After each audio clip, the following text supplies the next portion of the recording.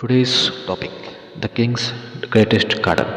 There was once a king who had everything: a magnificent palace, endless treasures, and the largest kingdom in all the land. But what he loved most was his royal garden, filled with the most beautiful flowers anyone had ever seen. One day, a terrible drought struck the kingdom. The rivers ran dry, and the crops we began to die.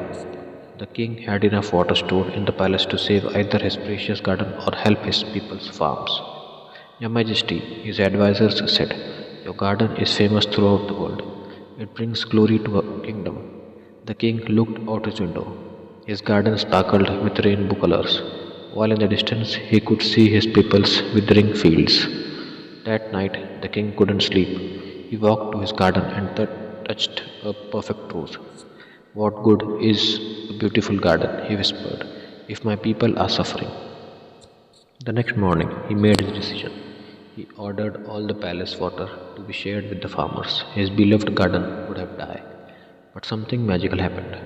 As the people received the water, they began bringing the king small plants from their own gardens, common wildflowers, herbs, and vegetables. Please, they said, let us help you build a new garden. Day by day, the king's perfect garden disappeared, replaced by a mixture of simple plants given with love. To everyone's surprise, this new garden was even more extraordinary than the first. It wasn't perfect or fancy, but it was filled with the kindness of every family in the kingdom. Visitors now came from far and wide, not to see perfect flowers, but to see the garden that told a story of a king and his people growing something beautiful together. Years later, when anyone asked the king about the drought that almost destroyed his kingdom, he would smile and say, that wasn't the year I lost my garden. That was the year I found something far more precious: the hearts of my people, the wisdom within.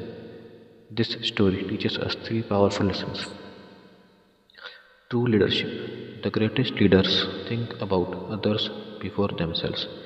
The king's real treasure wasn't his garden, it was the trust and love of his people. Sacrifice brings unexpected rewards. When the king gave up something he loved to help others, he received something even more valuable in return.